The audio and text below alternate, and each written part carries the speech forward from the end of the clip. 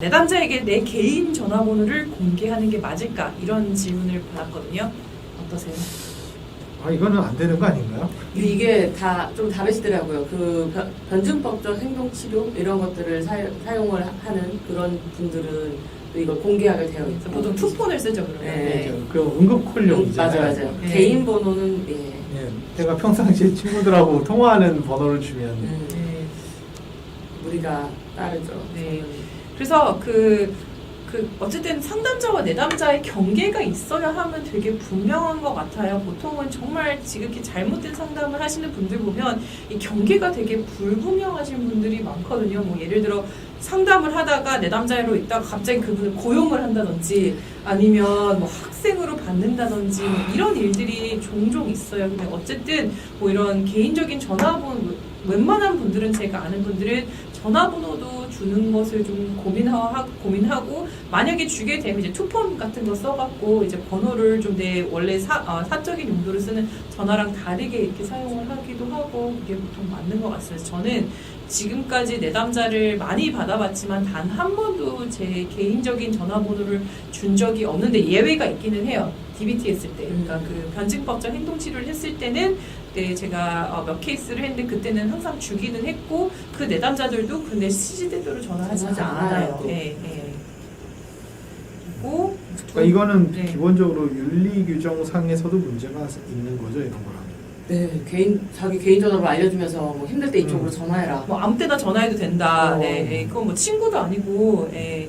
그래서 그게 되게 사이비를 구분할 수 있는 좋은 사인이겠어요, 사실은. 아무 때나 전화해라. 내가 뭐 새벽 2, 3시고 네 전화 받겠다. 네, 이상한 거예요, 그거는. 네. 선생님은 자격증이 뭐 어떤 자격이 있으신가요? 라던가 뭐 이런 걸 물을 때 네. 되게 수련생이라면 되게 움찔하죠. 네, 어떠셨어요? 두 분 병원에서 일하신 분. 애초에 맨 처음에 밝히고 상담을 시작하도록 되어 있기 때문에 저는 병원 수련 때 케이스를 받을 수가 없었어요. 상담 안 하셨구나. 네. 네. 저는 말씀하신 것처럼 사전 동의서를 초반에 받잖아요. 상담하기 초반에 받을 때 그때 이미 거기에 이제 써놨어요. 제가 나는 수련생이고 나의 모든 일거수일투족 무슨 상담을 하는지 우리 슈퍼바이저가 알고 있고 실은 너는 한 명에 대한 가격을 받지만 1+1이라서 나까지 나와 우리 지도 교수님의 감독과 이제 치료를 받게 되는 거다. 약간 이렇게 좀 재밌게 이렇게 표현을 하고 그리고 혹시라도 문제가 있으면 언제든지 뭐 슈퍼바이저한테 뭐 직접 연락을 할 수 있고 단 한 번도 뭐 그런 경우가 없기는 했지만 이제 이런 얘기를 아예 처음부터 하는 것이 이제 좀 약간 도움이 될 수도 있고 네, 되게 좋은 것 같습니다. 한편으로는 내담자분들께서 조금 직접 요구를 하셔야 될 것 같아요. 지금 신분이 어떤 상태이신지 네. 어떤 트레이닝을 받았고 어떤 자격증을 갖고 있으신지 직접 여쭤보시는 게 제일 중요하죠. 뭐 자기 소개로 미리 얘기를 해도 될 것 같아요. 자기 네. 여기서 수련을 받고 있는 누구고 이렇게 네. 물어볼 수도 있겠고 사실 그리고 환자분이 이걸 묻는다고 해서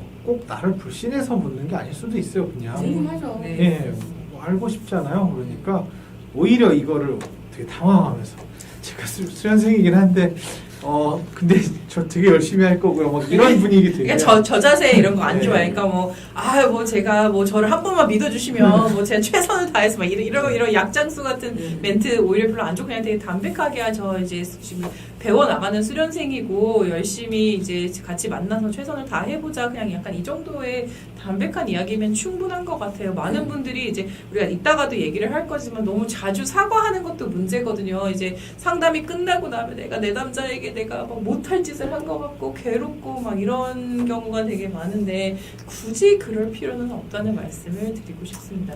내담자 늦게 오고 나도 할 일이 바쁘면 늦게 시작해도 되는 거겠네요. 이게 되면 나 잠깐 요것만 과제 좀 내고 시작하자 뭐 이런 네. 것도. 그렇죠. 자, 이거는 사실은 교과서에서는 되게 명백하게 얘기를 하고 있잖아요. 뭐라고 명백하게 얘기하고 있나요? 네, 상담 시간이라든가 이런 부분에 대한 규칙은 되게 사실 잘 지켜져야 된다라는 걸 강조하고 있죠. 뭐 그 필요성이 있기 때문 아닌가요? 네, 맞습니다.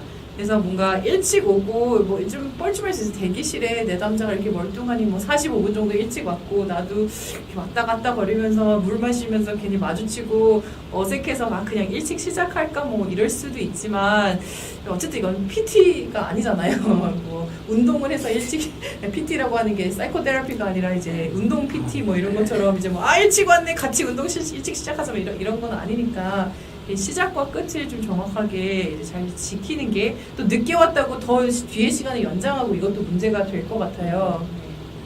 일단은 근데 이제 시간을 지키는 부분에 대해서 그런 것도 있어요. 일부 내담자는 약간 의도적으로 보일 정도로 계속 스케줄을 바꾼다던가 시간도 이렇게 땡겼다 늦췄다 한다던가 해서 약간 밀당 같은 걸 하는 그런 느낌을 주기도 하거든요. 그래서 상담자가 내 요구를 어디까지 들어주는지 이런 것들을 다 확인하려고 하는 맞아요. 문제도 있는데 그것 자체가 그 사람의 문제 중에 하나거든요. 대인관계를 그런 식으로 하면은 정상적으로 사회생활을 하는 게 불가능하죠. 그래서 상담에서 되게 중요한 것 중에 하나는 정상적인 인간관계를 배워나가는 거거든요. 그리고 사회생활에서 꼭 필요한 약속을 지키고 내가 요구할 건 요구하고 하지만 또 남들에게 지켜줘야 될 걸 지키고 이런 것들을 배워나가는 게 또한 심리치료에서 중요한 작업이기 때문에 이런 것들은 치료적으로 매우 중요한 작업으로 여겨지고 있습니다. 내담자가 자기 통찰이 너무 없을 때는 어느 순간 내담자 이야기를 끊고 고쳐주고 싶은 욕구가 올라올 때가 있습니다.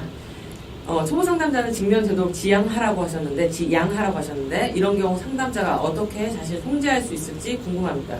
근데 이거는 이제 훈련을 통해서 통제되기도 하고요. 그때 직면을 시켜서 그거를 이제 저희가 일일이 버거팀을 푼다고 하는데 타자를 다 쳐서 슈퍼바이저 선생님한테 갖고 가잖아요. 이렇게 뭐 상담자 1, 내담자 1, 뭐 상담자 2 이렇게 해서 대사를 저희가 다 쳐서 가져가게 되는데 그렇게 해서 가져가면 이제 박살이 나는 거죠. 네, 네가 지금 무슨 짓을 한 줄 아냐? 맞아요.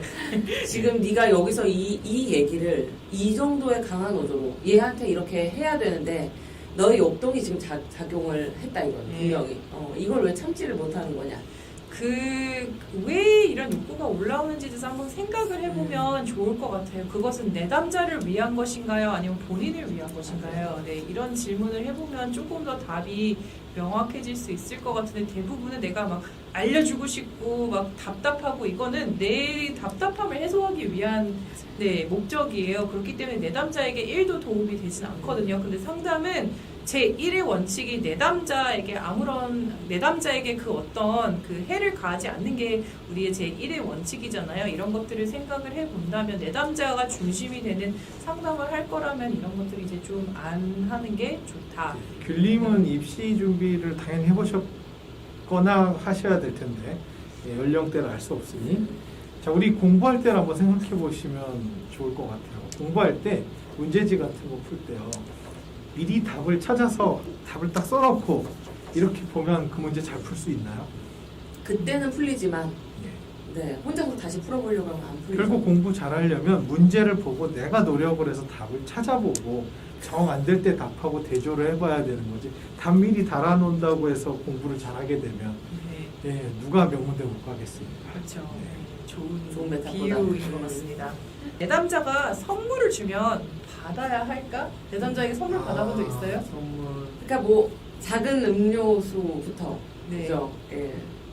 뭐 그런 것들인데 딱히 선물을 받아본 기억 받은 게 있었을 텐데 별 기억이 없네요. 기억이 네. 이게 이제 되게 애매한 것 같아요. 예를 들어 커피를 사갖고 와요. 그럼 이거 안 받으면 식잖아요. 버려야 되잖아요. 내담자가. 그럼 이런 거는 받는 게 더 낫지 않을까 뭐 이런 생각을 그렇죠. 해보고요. 받으면서 네. 이번엔 받는데 앞으로는 절대로 안 받는다. 사오지 네. 마라. 단호하게 말씀하시고. 그러니까 선물을 만약에 그 친구가 꼭 이걸 좀 전해주고 싶었다. 뭐 이런 선물들을 가져온다고 할지라도 일단 원칙상으로는 안 받는 게 원칙이긴 하고. 안 왜냐면 받는 게 원칙이에요. 저희가 상담료를 받잖아요. 네. 상담료를 받아서 그걸로 내가 사면 되잖아. 커피도. 네. 그래서 아무튼 안 받으면 되고요. 근데 그분이 뭔가 진짜로 뭐 마음을 담는 뭐를 주고 싶다, 뭐 자수를 놓은 걸 주고 싶다든지 이런 경우라면 상담이 다 종료되고 그 후에도 정말 주고 싶으면 그때 이제 나한테 줘도 되겠지만 도중에 뭔가 물건을 계속 받는 이런 건 굉장히 부적절하다고. 또 이게 이제 사람의 마음이 감사하고 상담자도 사람이기 때문에 이제 뭔가 선물을 자꾸 받다 보면 뭐 기대 심리도 생기기도 하고 또 내가 이 내담자를 좀 더 특별하게 여기는 이런 마음이 생길 수도 있어서 위험하기도 하고요. 실제로 내담자가 그 선물을 주는 것이 그런 이유 때문일 수 있어. 내가 이 사람을 좀 통제하고 싶은. 그래서 되게 비싼 선물 주고 이런 분들 같은 경우에는 이제 받지 않고, 미국 같은 경우에는 이제 저도 이거 초보 상담자한테 이거에 대한 이제 좀 교육을 받은 게 한 10불, 그러니까 한 10,000원에서 한 20,000원 정도 넘어가는 선물을 받지 않는 거를 원칙으로 한다. 그래서 제가 선물을 여러 번 받을 기회가 있었는데 이제 다 다른 것 같아요. 예를 들어 커피 같은 경우에는 이제 식으니까 이제 다음번에는 이제 지금은 받지만 다음번 사오지 마라 이렇게 얘기를 하기도 하고, 저한테 매번 올 때마다 장미꽃을 사갖고 오는 내담자가 있었어요. 이거는 이제 한 번 받고 제가 사오지 말라 그랬는데 또 2번 받아갖고 되게 심각하게 이거에 대해서 아예 상담회의에서 다룬 적이 있었고요. 한 번은 이제 어떤 내담자가 이제 그분은 미술 하시는 분이셨는데 이제 뭔가를 저를 위해서 만들어 갖고 왔어요. 그래서 안 받으려고 했는데 자세히 보니까 병뚜껑인 거예요. 그래갖고 이거는 그게 크게 비싸지도 않고 되게 성의를 담아서 진짜 나를 생각해서 만들어 온 것 같아서 그건 진짜 그냥 받았거든요. 그래서 약간 케이스 바이 케이스이긴 한데 이제 어쨌든 받지 않는 것이 원칙이 맞는 근데 것 같습니다. 방금 말씀하신 것처럼 네. 만약에 이것이 조금 이례적이다라는 느낌이 들면 아예 그 상담 주제로 한번 다뤄서 얘기하는 게 제일 좋은 선택지인 것 같아요. 네. 내담자가 회기를 녹화하고 싶어한다. 이제 우선은 언제 이것을 안 하는 게 좋은지부터 말씀을 드릴게요. 이제 내담자가 좀 파라노이드하다. 이제 예를 들어 의심이 굉장히 많고 약간 망상이 좀 있는 내담자, 사람들이 뭐 나를 감시하고 있다, 뭐 이런 좀 망상을 가지고 있는 내담자라면 녹음을 하지 않는 게 더 좋은 것 같아요. 네, 좀 이런 부분들이 있는데 이제 간혹 이렇게 녹음을 하는 이유가 내가 다시 들어보고 내 생각을 정리를 하고 뭐 이런 용도라면 또 허용을 하는 경우도 있기는 하거든요. 그래서 이게 이제 정답이 있는 질문은 저는 아닌 것 같기는 한데. 그러니까 이제 제한적이죠. 그런 경우에 네. 내가 이제 그날 뭐 어떤 대안적 사고 같은 거를 찾았는데 요거를 조금 녹음을 해서 가지고 가고 싶을 수도 있어서 네. 그런 제한된 경우라면 가능한데 이제 그냥 처음부터 그냥 전 과정을 내가 다 녹취를 해야겠다 막 네. 이런 식이라면은 사실은 그 의도가 무엇인지부터 일단 이것도 제일 중요한 건 상담에서 다뤄야 되고 그 네. 내용에 대해서 이것이 이제 근데 일반적으로는 이것은 허용되진 않죠. 네, 네. 일반적으로. 그러니까 이게 그 죽고 싶지만 떡볶이 그 책 이후에 많은 분들이 실제로 녹음기를 들고 이제 진료실과 상담실에 들어오기 시작하셨고, 그것 때문에 약간의 충돌들이 실제로 많이 있었는데, 결과적으로는 이제 내담자들이 내 서비스인데 내가 왜 녹음을 못하냐 이렇게 우기면 사실은 그게 관계도 사실은 틀어지고 그분은 녹음을 하게 될 거예요. 그래서 이런 경우라면은 조언드리고 싶은 것은 네가 녹음을 함으로써 내가 편안하게 말을 하지 못하게 되거나 내가 내 의견을 조금 주저하게 되거나 이런 일들은 분명히 생길 수는 있다. 그거는 네가 좀 염두에 두고 그 부분은 네가 실익을 따져서 녹음을 했으면 좋겠다. 또 한 가지 상담자라면 고려를 해야 될 게, 우리는 상담자 자체는 비밀보장의 원칙을 지켜야 하지만 이걸 녹음해간 내담자는 비밀보장을 지킬 이유가 전혀 없으니까 그 누구도 그 상담 회기를 들을 수 있고 뭐 방송을 해도 솔직히 별로 할 말이 없거든요.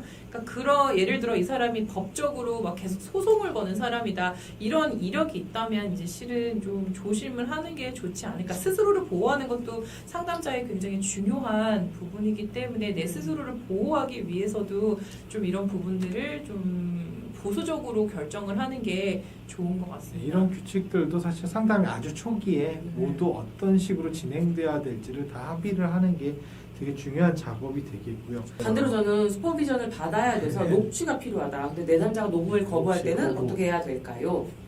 안 되죠. 녹음하시면 안 되죠. 네, 그렇죠. 거부를 한다면 녹음을 하시면 안 되는데, 네. 근데 이제 슈퍼비전 때문에 필요하다면 어떻게 해야 될까요? 그 최대한의 기억력을 살려서 좀 메모하는 수밖에 그렇죠. 없어서. 맞아요. 그 네. 방법밖에 그러니까 없는 것 같아요. 일단은 녹취를 못했을 때 슈퍼비전을 제대로 받을 수 없는 위험에 대해서는 다 설명을 드려야 맞아요. 될 설명을 것 드려야죠. 같아요. 네. 그래서 그 부분에 대해서 얘기를 하고, 그럼에도 불구하고 너 외에 다른 자가 듣는 것을 참을 수가 없다라든가 이런 의도라고 하면 사실 상담이 제대로 진행이 되지 않을 수 있음에도 불구하고 뭐 이제 이것은 녹음하면 안 된다라고 생각하는 거니까 당연히 이제 이 이유에 대해서도 좀 알아봐야 될 것 같고요.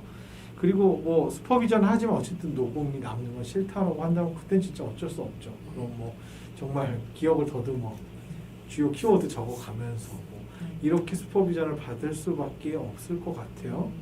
이게 그 맨 처음에 설명을 사실 조금 잘 하시는 게, 왜냐면 내가 너랑 상담을 하던 도중에 중요한 단서를 놓칠 수도 있고 네가 흘려서 얘기한 말에 주의를 그때 놓쳤을 수도 있는데, 내가 그걸 다시 들어보면서 전체를 다시 복귀하는 게 나한테 굉장히 중요하고, 그 컨텐츠를 가지고 내가 너를 다음에 다시 보기 때문에 너를 위해서 이건 되게 필요한 작업이고, 내가 이거를 타이프로 친 후에 녹음 파일을 완전히 삭제를 한다, 이런 절차에 대해서 조금 더 구체적으로 설명을 드리면서 라포 좀 쌓였을 때 다시 한번 조금 양해를 구해보는 게 좋으실 근데 것 약간 같아요. 환자분들이 이거 걱정하실 만한 게요.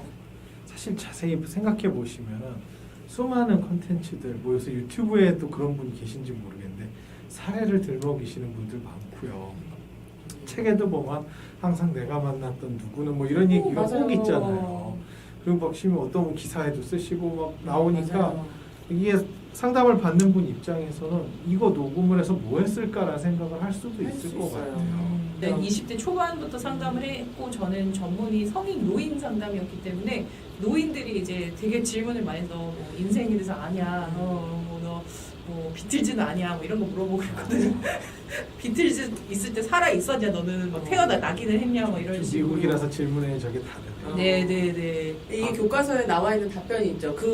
이게 왜 궁금하신데요? 그러니까 이것의 역동을 다시 이제 되짚어 봐야 된다는 그런 건데, 네. 문제는 이걸 교과서대로만 너무 적용을 하시다 보니까 많은 분들이, 내담자분들이 막 불평하시는 게, 그 선생님 내가 뭘 물어봐도 그게 왜 궁금하시대요? 그게 왜 궁금한지 우리 같이 얘기해 볼까? 맨날 이 얘기만 한다는 거예요. 그러니까 벽 보고 얘기하는 것 같은 느낌이 든다고 해서, 물론 이제 질문이 들어온다고 해서 다 대답해 줄 필요는 없지만, 치료상 그것도 별로 좋은 방법은 아니지만, 교과서대로만 반응하시지는 않으셨으면 그럼 좋겠어요. 교과서대로 반응하지 않는 게 어떤 건데요? 개인적인 질문했을 때. 보통 결혼하셨어요? 애는 키워보셨어요? 뭐 학교 어디 나왔나요? 뭐 어떤 것들이 또 있을까요? 저는 답을 하는 편, 이 정도 질문이라면 네, 답을 네. 하는 아, 편이고요. 네. 왜냐면 어느 순간부터 그걸 왜 얘기했냐면, 인터넷에 찾아보면 거의 다 나오잖아요. 네. 그걸 인식하면서부터 인터넷으로 확인할 수 있는 정보는 그냥 얘기하자. 아. 네. 근데 이제 유명하니까 인터넷에서 찾아볼 수 있지만 이제 대부분의 상담 선생님들은 뭐 이제 본인의 상담 그리고 병원에 소속이 되어 있다면 실은 뭐 인터넷에 찾기도 굉장히 어렵고 그렇기 때문에 그래서 SNS 같은 건 조심해야 돼요. 내가 맞아요. 어떤 것들이 공개가 되어 있는지 좀 잘 검열을 해보시는 게 스스로 중요할 것 같긴 한데, 이제 어쨌든 우리가 제일 간에 걱정해야죠. 지금 맨날 이렇게 떠들고 유튜브에서. 네. 근데 저도 아는 상담 선생님들 중에서 인스타그램에 좀 홍보 사적인 얘기들 많이 올리시는 분들 네. 보면 좀 당혹스럽긴 해요. 네. 네, 많이 공개로?